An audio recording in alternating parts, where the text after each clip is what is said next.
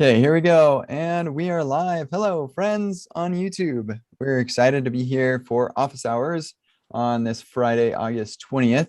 Almost didn't make it because my computer decided to update. Yeah, here we go. I did say I wanted an update, but it was like an hour ago. It took forever. And then like my screen went black and it didn't show anything. It didn't even show like the Apple icon or anything for like a half hour. And I was like, I hope it's doing something. I don't want to stop it. And I finally decided, okay, let's just like hold on the power button, and I turned it back on, and then the thing came up. So I guess they thought about that sort of thing happening. Thank you, developers. So anyway, let me just paste a couple of things into our Discord community here. And let me share my screen so we can get going.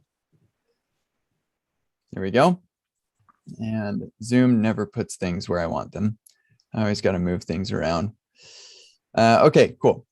So if you haven't been here before, this is Office Hours, your opportunity to ask me questions about just about anything, and I'll do my very best to answer. It can be about Epic React or testing JavaScript, or it can be about something completely different, and you don't have to be a license holder to have access to this. All you need is to join the KCD Discord, which you can find a link for that there. And then you can join the Zoom and ask on Zoom, or you can ask in the Discord chat if you're not able to be here when I'm doing office hours, and I can answer during office hours. So we've got a handful of questions. I think just one actually so far, but we typically get a couple. Actually maybe two. We typically get a couple in the Zoom call. So that's where I give my time and attention to start. So does anybody in the Zoom call here have any questions they'd like answered?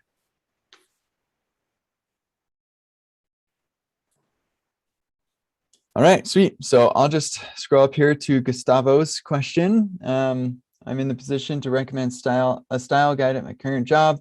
In my projects, I enforce pretty loose set of rules with help from ESLint and recommended stuff. Find rule sets like Airbnb style guide to be too restrictive, but perhaps that's what's needed in larger teams. Is there any particular style guide you recommend for React projects? Yeah, I totally agree that Airbnb style guide is too restrictive. Emphatically, do not use it, period. Their argument is that that's what's needed in larger teams. I've been on larger teams. I have been on the front-end architecture team at PayPal, where we managed the tooling for stuff like ESLint for several teams at PayPal. We never felt like it was useful to have such a ridiculously restrictive style guide like Airbnb's ESLint plugin. It's just, or config. It's just a disaster. So much wasted time on fixing red squigglies on things that don't matter. So no, I would not recommend Airbnb's config at all. Having the basic recommended stuff is probably pretty solid, honestly. If you want to, you can look at the ESLint config React app. This is what Create React app publishes. And this has got a nice solid config too. It also includes TypeScript ESLint rules if you are using TypeScript, which can be quite helpful. And yeah, clearly there are a lot of plugins that are as part of this. You can also, if you want to make your own config, I have my own config that I use everywhere, which I think maybe is a little restrictive in some areas. I kind of want to improve this, but yeah, you could pattern your own config after mine if you'd like. I think I need to like fix some stuff like ES6. What project am I not using ES6 anymore? It's been years now that we've been doing ES6. So yeah, I could probably make some updates to this project overall, but like for most of the time, this works out really well for my projects. And in fact, one of the things that bothers me a lot about the React ESLint plugin is that you have to specify your React version, which I think is just kind of silly. Just if you want to use an old React version, then use an old version of the ESLint plugin. The latest version of the ESLint plugin uses the latest version of React, but you do have to specify your React plugin. But one of the nice things about having a config or like a shareable config is you can put in like logic in it to make it a smart config. And that's what I did with the React version. So I basically just read the package JSON, determine what version you're using, and then find the oldest supported React version. And that's what we use for this config. So anyway, that's kind of a helpful little tip. So yeah, what you have there is pretty good. I might also include the ESLint config React app because they have some handy rules. Lots of them are probably going to be the same. And in fact, actually, some of the recommended rules I don't even go for, and that's why I made my own config. I can't call out anything specific right now because it's been such a long time since I looked. But I remember when I looked, I was like, I don't need that. So yeah, it can be really boring and annoying to create your own custom config. But you do it once and then you leave it around. And if rules are bugging you, then you can turn them off. If you see recurring problems, then you enable new rules. And I also kind of make it a rule to not block a PR that is doing something I don't like, but is not being covered by ESLint. So if your coding style is a little bit different than mine, then I can be annoyed by it, but I'm not going to block a PR on something like that if I don't have an ESLint rule for it, just because if it doesn't actually matter and it's just like a stylistic thing or something, then just merge the thing and fix it when you get into the code base later. Like if I don't like the way you named your variables or something, does it really matter? Just probably not. So anyway, I find some people just get really over the top on ESLint stuff. Like the order of imports has to be alphabetical. No, that actually changes the behavior. You don't want to have an ESLint rule change the behavior of your code base. So whatever's imported first is going to run first, and that could have an implication of some kind. You wouldn't really want that, but yeah, it can. Or like the order of properties must be alphabetical. No, I like to, like, sometimes the properties, these things are related, and then these other things are related to each other and stuff. Like, so yes, this stupidest stuff. So yeah, don't be overly restrictive. Yeah, I don't know. And sorry, your question is actually, is there a particular style guide I recommend? I'm afraid not. I remember with AngularJS, there was the official canonical AngularJS style guide that I contributed to, and I thought was really a good thing. There are a bunch of different React style guides, and I haven't found or spent any time really looking at any of them significantly enough to be able to say, yeah, go with this. So sorry, it doesn't really answer your question. Sorry. There's my rant. All right. A couple other people joined the Zoom call, so I'll just pause really quick. Anybody in the Zoom have a question before I move on to Mauricio's? Hey, Kent. Hey, What's yeah, up? I got a question. Hey, Yeah. nice to talk to you, man. I feel so honored. So I got a question, not necessarily around coding, but teaching. So, I know you do a lot of workshops, and I'm a new instructor at a code school.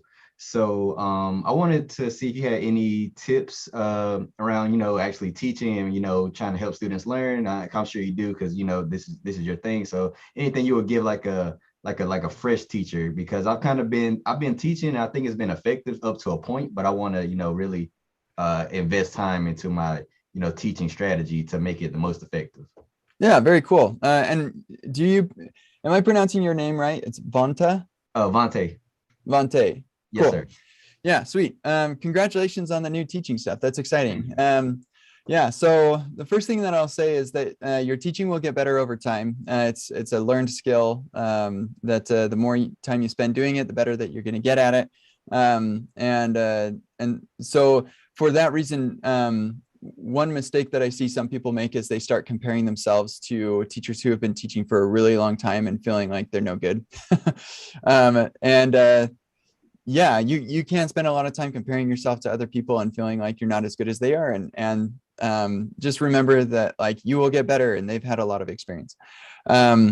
So as far as like tips and tricks, I would say one thing that I've written recently, here we go.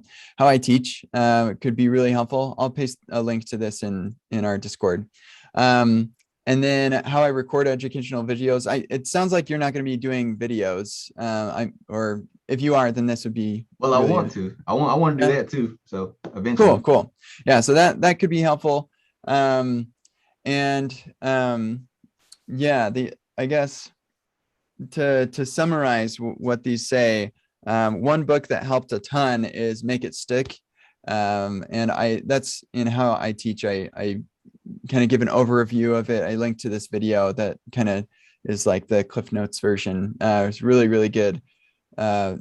Great book. I have listened to it 2, maybe 3 times. Very like transformed the way that I teach. Another thing actually early on in my career that transformed the way that I speak is How to Talk to Developers by Ben Orenstein. I don't know how to spell his name. I missed the S, but there it is. So this is a really great talk I watched years ago that has really impacted the way that I teach. Another thing is Start with Why. Has been really helpful by Simon Sinek. Yeah, really fantastic ideas around how great leaders inspire everyone to take action, as he says. But the idea behind this is that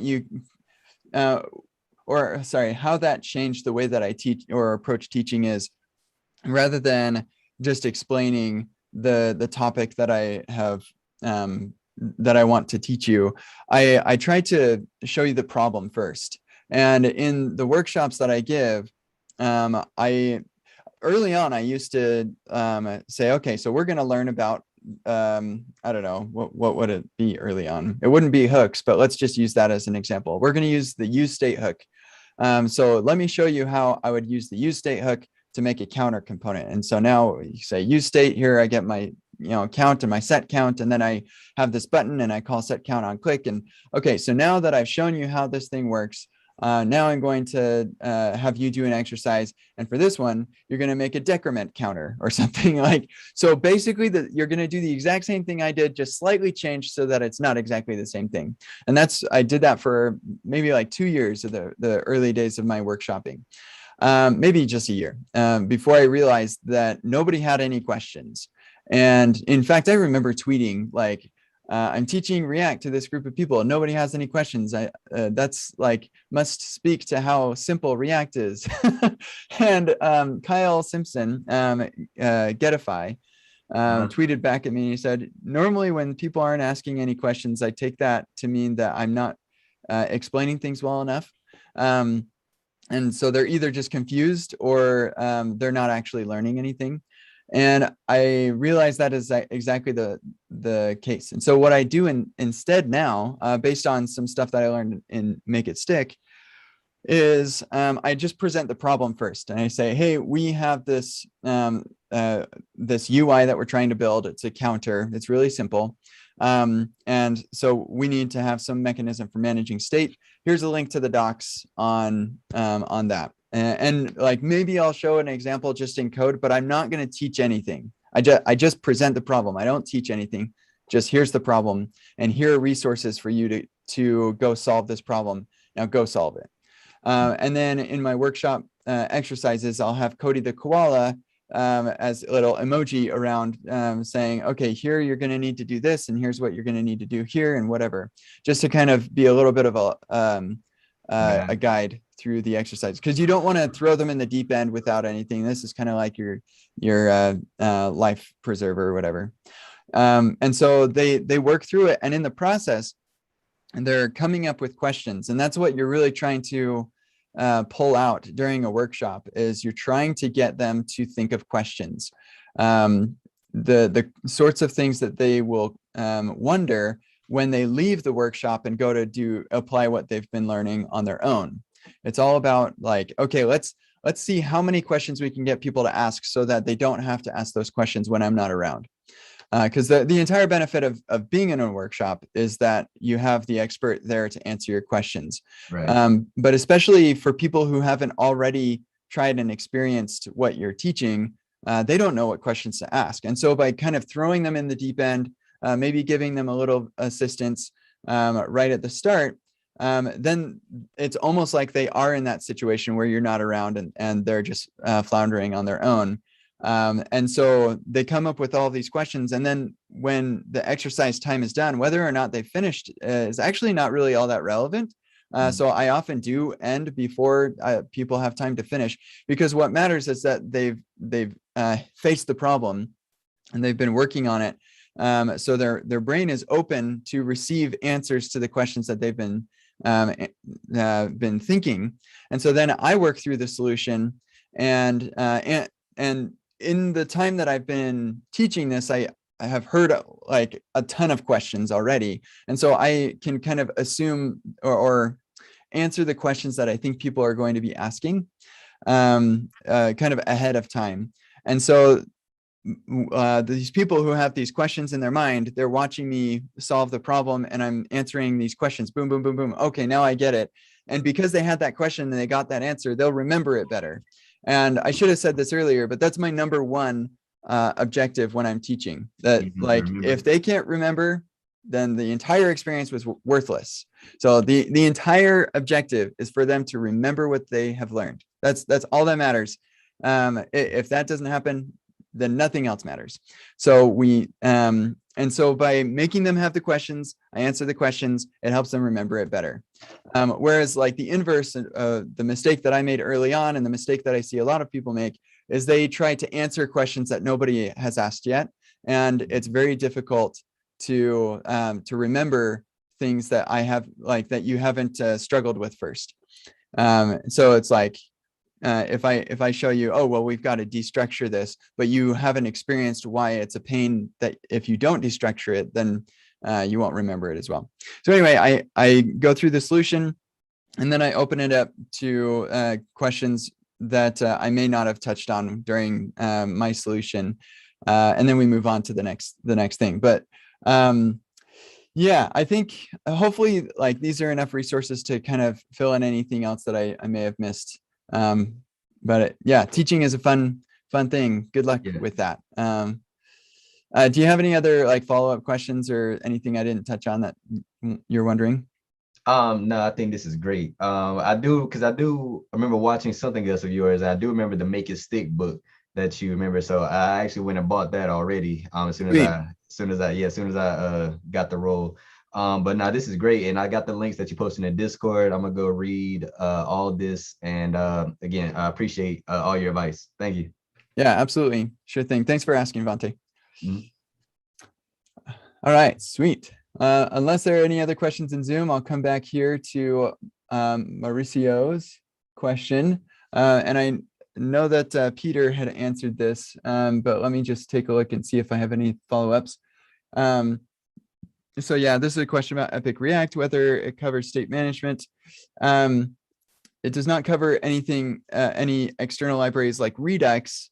And I don't actually cover XState either. I'm in an update. I might, XState is definitely on my short list of, well, sorry, let me say that differently, long list of things that I have that I'm eventually going to add to Epic React. Yeah, so XState is on that list because it is remarkably awesome for complex states management scenarios.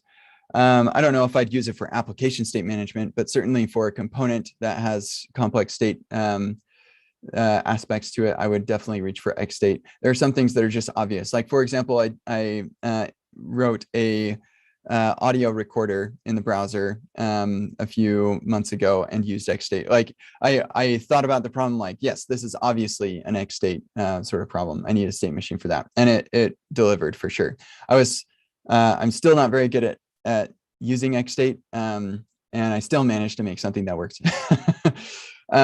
So yeah, the one other thing that I would add to what Peter has said here is that I don't talk about UI state management libraries particularly. I do actually talk about recoil, and we have an exercise with recoil in the performance workshop, just as like, if you really have this very specific set of problems, then recoil can help you with that. But in the build an epic React app workshop, we have a very long exercise about React query. And that is not UI state, that is server cache. And so that's what we're doing with React query. So yes, we talk about all of the things that you need to worry about as far as state management is concerned. And in an update to Epic React, I'm going to be moving everything over to Remix. And before you're like, oh no, Remix, like it's a paid thing or whatever, like, don't worry, things will be different in the future. And I can't say any more than that. But in the future, Remix will be way more popular than it is today, way more widely used, and you will be way happy that Epic React features Remix, because the question of state management is not a question. Like, I don't think about state management when I'm using Remix. I'm writing a legit, like, real world application. I'm not thinking about state management at all. I just don't think about it. It's amazing. Remix blows my mind.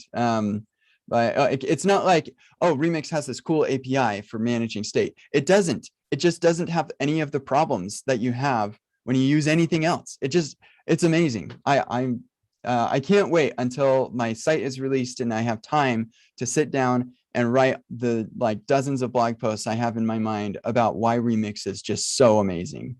Yeah, prepare for your mind to be blown. Remix is the next big thing. But where can we get access to that? Can we get access to Remix right now? You can, yeah. So right now it is, I'm saying too much. So yes, right now you can buy a license. Please, nobody give Ryan a link to this office hours or Michael. But soon these prices will not be here in the future, or they will be different. I can't say any more than this. Here, let me say one other thing. Don't buy it right now. That's all I'll say. Okay. But very, very soon, 1.0 is going to be released. Things are going to be different in how you access it, and it's going to blow everybody's socks off. It is so great.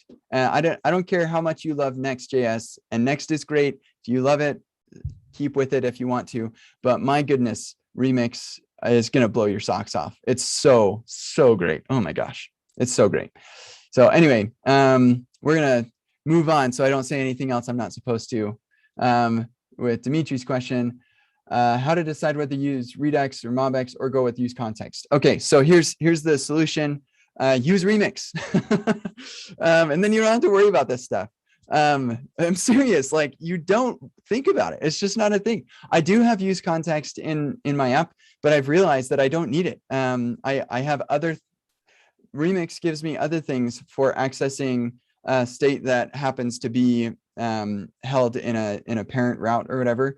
And so like, it's very easy, very straightforward to do that. So I'm going to be switching. So I don't even use context once I have that finished. You do think, of course, you think about data and where it's coming from and making requests to go get it and stuff. But the way you think about it is just so different. And you never worry about how am I going to get access to data and whatever. The same thing happens with CSS. You don't worry about, oh, like if I change the CSS over here, it's going to bust this stuff over here. You don't worry about it because it's impossible. It can't happen. It's so cool. Ken, what you're saying sounds like magic. Can you just like give like one more step into it? Like, does state magically vanish? Oh, yeah. Let me pull up my website and I'll. I mean, this thing is not been refactored yet. Like I've worked through a lot of different ways that I do things, so it might be a little not awesome at first. But let's take my Chats with Kent podcast here as an example. Or actually, you know what? Yeah, that one would work. Where is that? Chats. Here we go. So this is the route. It's /chats right here. You land on this page. And here I have this loader function. And at the bottom of my chats website or the chats page, I have blog recommendations that are specific to you as a user. So you can log in and I mark the blog post that you read. And so you can, if we come down here to the bottom, then you can see the recommendations that I have for you. So I'll have one that's like a recommendation based on other blog posts that you've read. One that is one of the most popular blog posts that we have, and then one that's completely random. So that just shows up right here. And I don't have to worry about managing state for that. I just say, hey, go get me the recommendations fancy engine that I built. It's not that fancy. You can dive into it. It's open source. It's just like exactly what I said. We're hitting Prisma for your read count and stuff. It's kind of fun stuff. But anyway, so we get that. And then we also get the season list items. So that's just hitting a, oh, come on. Yeah, there we go. Right here, get seasons. So we're just doing a fetch request. This is all backend stuff. This is all happening on the backend to fetch all of the seasons of my podcast with Simplecast, the Simplecast API. And then I take the episodes and parse out descriptions and all of this stuff for Chats with Kent to work. So that all comes into my seasons. And this is my loader data. So I have my seasons, my blog recommendations, and then down here within the same file, yeah, podcast home, we have this use loader data. And so this data is typed. This is data that I'm getting from the back end, but it's fully typed. It's in the exact same file, so I know exactly what those types are. I know that my seasons are, it's an array of Chats with Kent seasons, and my blog recommendations is an array of MDX list items. Those are just like pages of MDX stuff.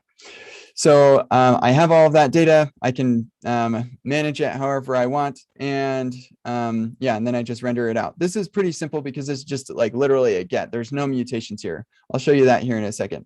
I don't actually have a lot of mutations on my website, but believe me, mutations are something else with Remix.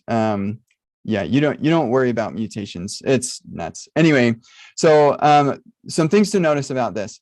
I have no loading states at all in this code. There's no loading states. There's no use effect. There's no error state. If I wanted to, so I have an error state or an error boundary that is managed right up here at the root of my app right here that just renders out this server error page. Here, I can show you what it looks like. Because I have this page for testing it. So if there's a 500 error, then this is what people are going to see, which I think is hilarious. I also have a 404, which I also think is, I crack myself up. Nobody else thinks this is funny, but I do. So yeah, I don't worry about that. If I wanted to say, hey, like the rest of the page is fine, it's just like this sub route is the problem, then I can add an error boundary export to this page. And in the future, I can also manage any status code that is greater than or equal to 400. 300s are redirects, 200s are successful. 404 or 400s would be in what is soon to be a export for a client error. Because that's what that HTTP section of errors is called. They're called client errors. So like 400, 401, 400 error or bad request, 401 unauthorized or unauthenticated. I can't remember what it is. 404 can't be found. All of that would be handled by this client. Yeah, so it'd be like a export function client error. And now I get the error as a prop. And then I can render something that says, hey, like 404 or whatever I want to right there. So I'm not thinking about, in my component, I'm not thinking about errors. I'm not thinking about loading states. Wait a second, I'm in the wrong component. Where am I? Here we go. Yeah, so I'm not thinking about errors or loading states or use effects or any of that stuff. This is why when Remix came out, I was like, I guess I don't care about suspense anymore. I don't care about suspense anymore. I mean, server components, yeah, maybe that'd be kind of interesting. I don't know. All of the things that people are excited about for the cool new features in React, I'm just like, yeah, but I can already do that with Remix. So I guess I don't care. Yeah, so that's one big thing. I don't have to worry about this. And then as far as mutations go, let's see if so on the account page, where is that? Yeah, me. So here's what a mutation looks like in Remix. Here we go. So I've got a form. Here's my form. Oh, it's just one field. That's right. I don't have a lot of stuff you can do on your account right now. Oh, actually, you know what? No, that's wrong. I think actually I don't need that form.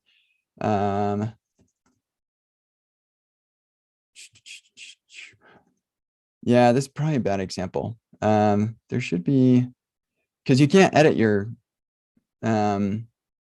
email address. I think I broke it. Actually, I think this form should be wrapping the first name field. Whoops, I need to fix it. This is a work in progress. But anyway, the high level thing that you need to know is like mutations is traditionally a difficult problem. And whether or not you have experience with this difficult problem, you don't need to have had experience with it to know that it is a hard problem, because you just look at the plethora of solutions that there are for this problem. In particular, think about Apollo and the outrageously amount of complex stuff they have to do because this is such a hard problem. I'm not like picking on them because they have a complex thing.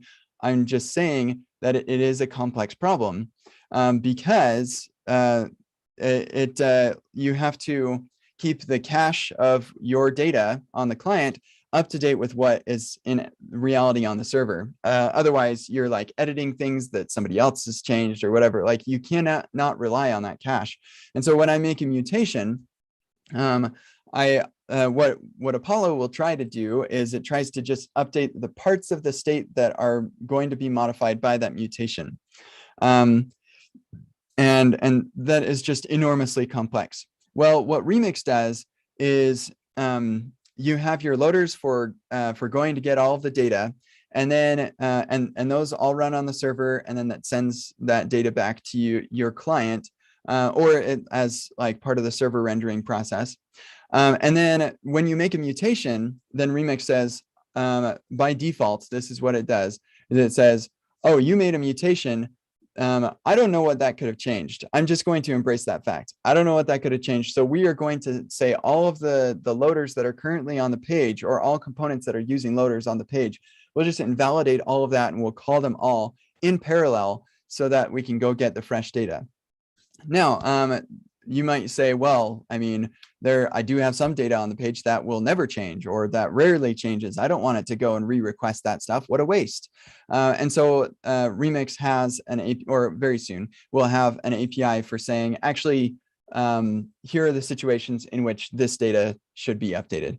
You might sort of think of it as a use effect dependency list, where you say, if these things were to change, then I need to get new data. That's not what the API looks like right now. It doesn't exist right now, but I've been talking with Ryan about this quite a bit. And so there will be, just like with React, how you have options for optimizing things when the default isn't fast enough for you, you'll have very similar optimizations with Remix. But here's the cool thing, and this is one of the cool things about React hooks, is that the default is the app works, and then the optimizations are the app is faster. And that goes right in line with the make it work, make it easy, maintainable, easy, whatever, and then make it fast. Yeah, that's the default that Remix is going with, and I think that is a brilliant idea. But yeah, it's really cool. So you make a mutation, you don't even think about updating state at all. You just say, hey, let's take this form. This is and here's another cool thing. So this is a capital F form. Remix will work with a lowercase f form. So like a regular form, no prevent default, you say, here's my action, here's my method, the user submits it. We do a full page reload because we're posting to this action. And then my action will get called right here, where I can do all my server side stuff. It's in the same file. It's right there. So I like all of that is going to happen right in here. It can be type safe. I have my action data right here. So if there's an error or something, then I get that action data. That's all type safe.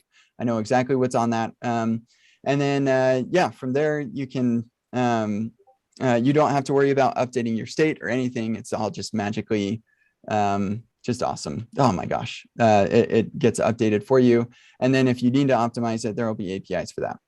But the fact that I don't think about it. I don't think about state management with Remix. I don't think about CSS Cascade and global stuff. In fact, I take advantage of the global. For me, I'm actually using Tailwind, but if I wanted to, I could very easily add a style that applies only to this page, just this page. It affects nothing else, and import my me. So import me styles from styles me.css or whatever. And now I just say, okay, let's export links. And this is like the link tag. And so we're going to return rel style sheet. Oh, this would be an array. I can't remember. I never do this because I'm using Tailwind, but href, something like that. Yeah, and now that CSS file will only impact this page, period. No other pages will be impacted. I can use span text green, and it will only ever impact this page. This means that I'm never worried about changing CSS that's going to impact somewhere else that I'm not looking, which is like the biggest fear of global CSS that everybody who's built a real application has. It's like, in fact, just on the Discord the other day, somebody was like, hey, I'm trying to get Bootstrap off of my app, but I don't know what will happen if I remove that CSS file. I'm sure I'm going to miss something. You don't have this problem with Remix. It doesn't exist. So it's not just like, oh, cool, Remix has a really neat API to avoid this. No, they don't have an API to avoid this. They don't have the problem in the first place. So I think that's awesome. Anyway, I've said probably enough about this. Can one quick follow-up. So yeah. You said that if you do a mutation, it's going to reload everything, so that problem doesn't exist. But what if somebody else does a mutation? Is there a way to kind of get their push in? Yeah, that's a great question. So right now for Remix, there is no built-in API for this, but Ryan has told me that they have ideas for that. And so there will be a built-in mechanism to say, hey, I want to subscribe to changes. And so if I were just to make it up based on what I know from Remix right now is because there's the server aspect, you would have a server portion API where you say, hey, Remix, I want this loader depends on this thing. So whenever this changes, this loader needs to be recalled. And then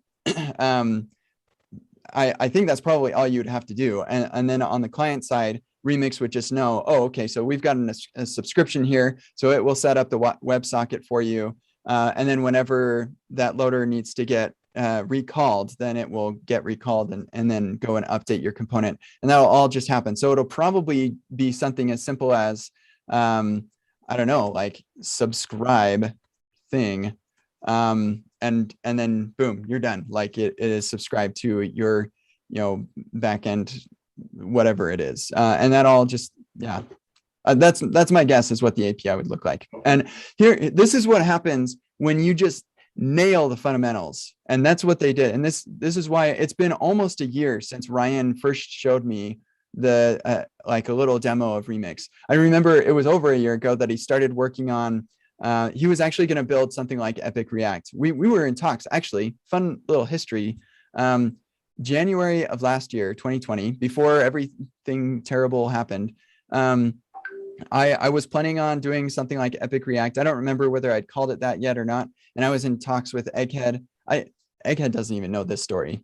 Joel, by now I don't feel bad if Joel finds out. But like I was very seriously considering leaving Egghead, my collaboration with Egghead, and just jumping ship and working with Ryan on what we were going to call the React library. And it was going to be basically like Epic React with a ton of stuff. And we just work full time on making a bunch of basically what we wanted the React docs to be. And that's kind of what Epic React is it's kind of what I want the React docs to be. But anyway, and there would be a lot more stuff. We'd hire people and have more people working on it and stuff. So maybe some of you are like, man, I wish you'd done that. But then Epic React was a thing, and Epic React worked out really well. So anyway, and Remix is a thing now too, because that didn't work out. So I decided, you know what? No, I'm going to stick with Egghead. I'm really glad that I made that decision. It would have been awesome to work with Ryan. I've been wanting to work with Ryan for years. But yeah, so he was like, okay, well, and then COVID hit, and they had to shut down React training. Basically, they had to lay off everybody. It was a really sad time for them. And Ryan and Michael were like, well, I mean, we don't have any way to make money. We've got to make money. You go do your thing, I'll do my thing. And if we ever get workshops again, we'll make this happen. And Ryan decided he was going to make that React library thing that we had talked about. And in the process, he was building his own platform. And he and Michael had been planning on some server rendered React framework for years, like way before Gatsby, like for a really long time. They've been planning on like just some files that get loaded up. And so like he had this in his mind, and he started working on this little thing, and realized how what's the word I'm looking for? Really awesome. No, I can't think of the word. And now I'm just like thinking of the fact that I can't think of the word. So I'll just move on. It was really profound is the word, what he was building. And so he started showing me little demos and stuff, and I was just really blown away. Like, yeah, this is really good stuff. And what makes Remix so special is just that it gets the foundation. It so nails the foundation of what a framework should be. And it has changed a lot in this last year. Like at first your loaders were not in the same file. And he was like, yeah, like, because then Next does this and they have to like do this fancy magic to get things separate. And then people are always like, is this running client or server or whatever? He decided eventually it was worth that to be able to have your types all in the same file. I agree with him. I'm super happy with the decision to put everything in one file. The initial version also didn't have actions at all. And that arguably one of the most compelling things about Remix is the state management story, where there is no state management. And you have your action right here, your forms. Yeah, just like the basic premise is, let's try to not break what the web actually does, because it does a lot of things really well. And let's try to make a framework that works completely without JavaScript. And of course, nobody's going to use it without JavaScript. But if we focus on that, then we can get all of the fundamental foundational pieces right.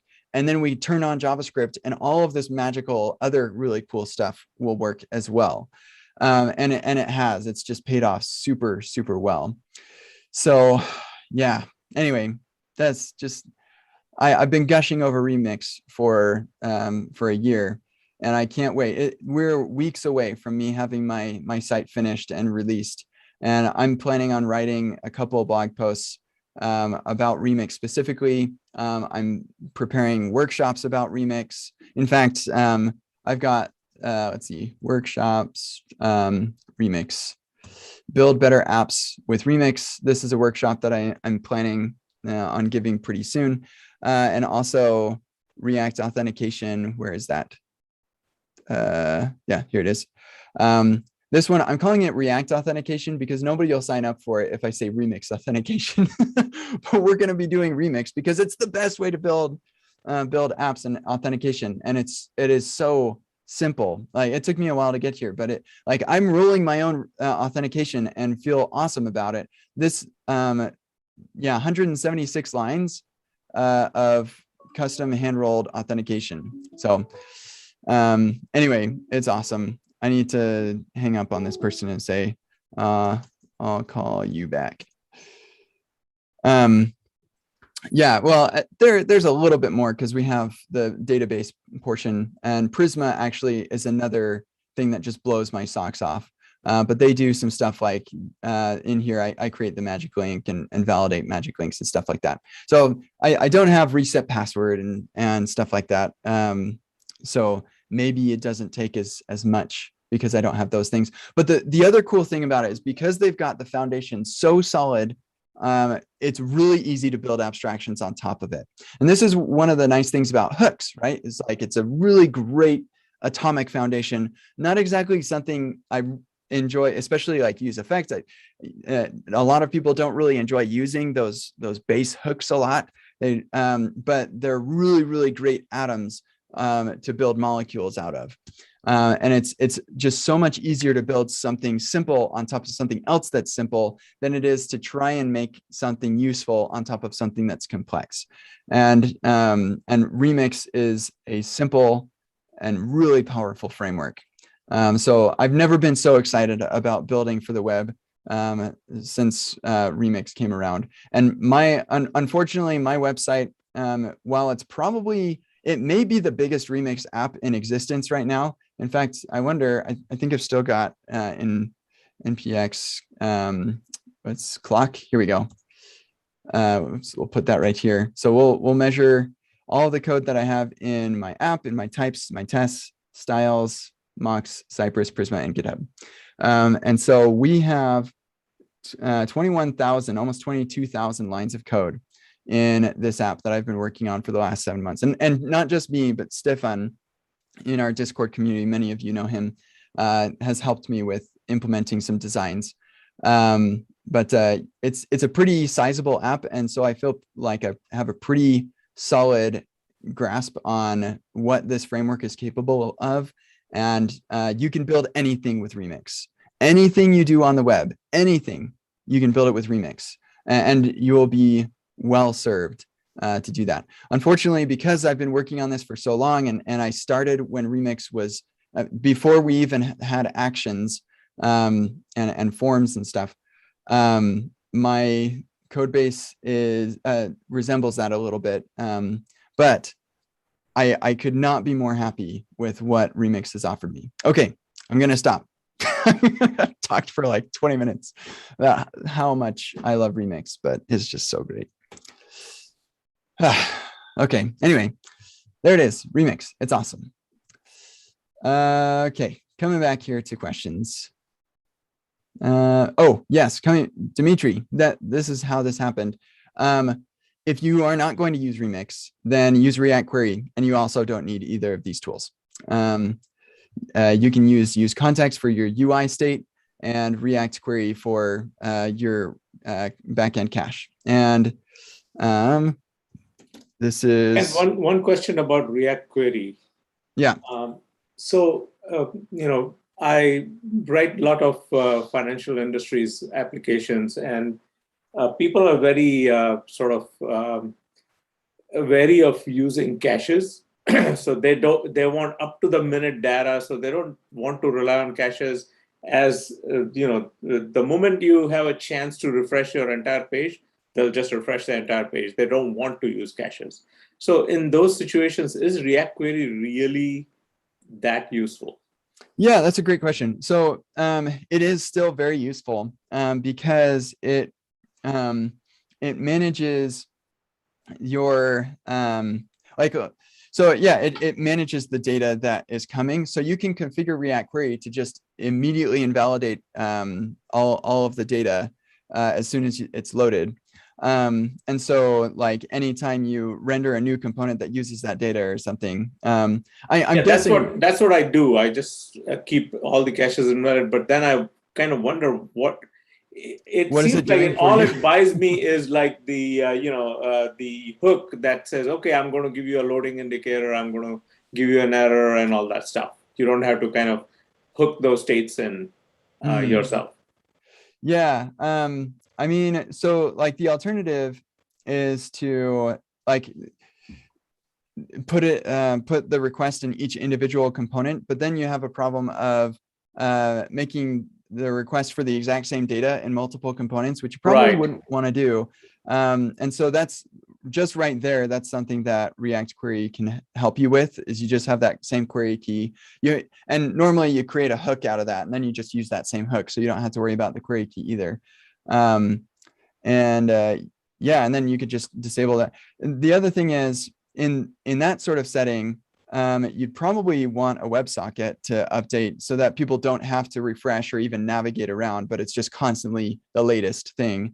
And React Query works really well with that sort of thing too. So you'd have a use effect, probably like, I don't know, probably in the root of the app, or at least the least common parent of all the components that need this data. And that use effect would subscribe to the WebSocket. And anytime a response came back, then you'd in the callback, you'd say, hey, invalidate this. Or maybe the WebSocket sends the data, which I don't think that's very common. But yeah, the WebSocket would say, hey, the data's stale. And so in the callback, you'd say, hey, React Query, refetch this query key. And then it would get everything up to date. So React Query will still give you a really great structure around managing that, like up to the second data state freshness. So I would still use React Query for that. And then I would wait with bated breath for Remix to support that sort of thing out of the box. And actually, and talking about WebSockets, I mean, that does make your session sticky to a particular socket that you're going. So do you have any recommendations on how to scale this thing to like thousands of users? Yeah, that's the problem. That's always been the problem with WebSockets, right? It's scaling. It's a really hard problem. And that's why companies exist for this problem. So Pusher is the only one that I'm familiar at all with. I've never used it. I have used something, but or at least, let me say that differently. I have been at a company that used something to solve this problem. Oh, yeah, I went to the wrong place. But I don't remember what it was that we used because that wasn't my area. But this is what the first thing I would look at if I wanted to do a WebSocket thing is I would look at a service like Pusher, because yeah, scaling is really tricky. Yeah, so that's a good reference. Yeah, you know, another thing I'd be interested in before I looked at Pusher, I would talk to the folks over at Fly, because they're doing some really fascinating and interesting things. And I wonder if they have, in fact, maybe let's check their community. This is where I'm hosting my website right now. And I have a distributed deployment across like 5 or 6 regions all over the world, including my Postgres database. This is so cool. So I have a Postgres instance in 6 regions all over the world. And then I have a primary region. So all writes, like when I need to write data, it goes to the primary region, and then instantly in milliseconds, those writes are propagated to every region. And so reads the other really regions fast. are read only.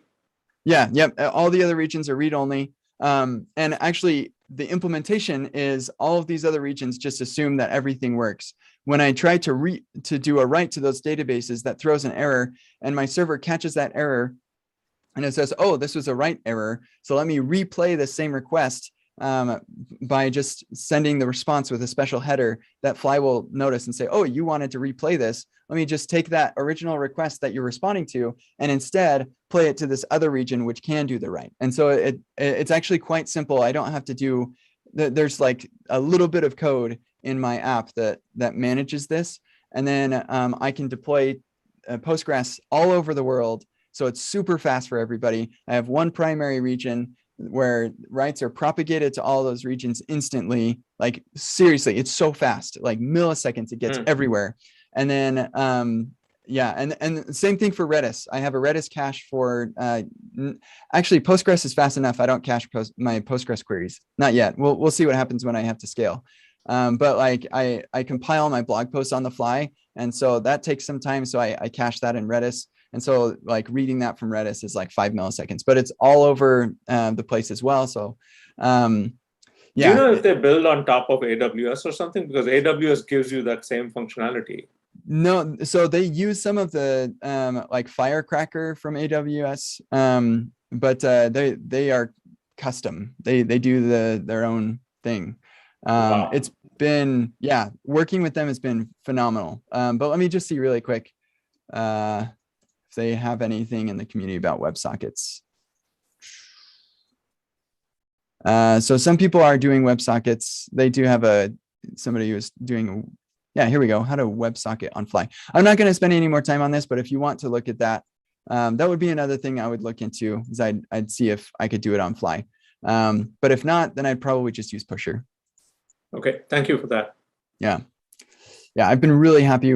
So in building my website, I've learned a lot of new things and tried a lot of new things, and things that I'm really happy with that I'd never tried before in anything real is Remix, of course, Prisma, Fly, and Tailwind. I've just been blown away. These tools are amazing. What was that third one? Prisma. Did I say Prisma third, or Tailwind? Okay. Yeah, Tailwind has been just awesome. Really liked using Tailwind. Okay, let me make sure I didn't miss anything up here.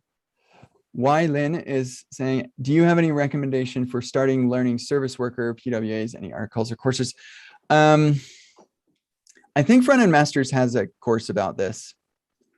Yeah, I can't really specifically recommend anything, but I know that Front End Masters stuff is really good. I can recommend that just basically on the face of it, because they always have really good stuff. Yeah, I don't have anything specific. I can tell you that a bug in a transitive dependency of Gatsby's offline plugin caused a very serious problem for me on testing JavaScript's initial launch. That was really frustrating. It was a really kind of edge casey bug, but it hit us hard. We had a lot of people who could not see testingjavascript.com when we updated it to launch. So we did like a announcement. People got on and they got a service worker that stayed forever. And so that was super annoying and caused a lot of problems. So be careful with those service workers and the abstractions that you build around them or use. Make sure they don't have bugs. It was so painful. Yeah, there are probably still people with that zombie service worker installed. We can't get it off. So clear your application storage or something. Okay, Dwayne, sorry. What would you advise somebody who just bought Remixed license yesterday asking for a friend? And then go use it and be awesome with it. It's great. I can't give any other advice other than that. Thank you, Steve, for sharing your thoughts there. The new React docs are going to be way more practical. Yes, I have heard that they are working very hard on that. Thank you for mentioning that, Peter. And I hope that is the case. I haven't gotten any preview or anything like that. The React team doesn't seem to want to show me anything since hooks. It's been like 3 years and they're like, yeah, we're done showing stuff to Kent. The React team. Love what they build. Anyway, that's been fun. Thanks for hanging out. We've got 4 minutes. So if anybody has last questions before we wrap up, then I'm happy to stick around for a sec.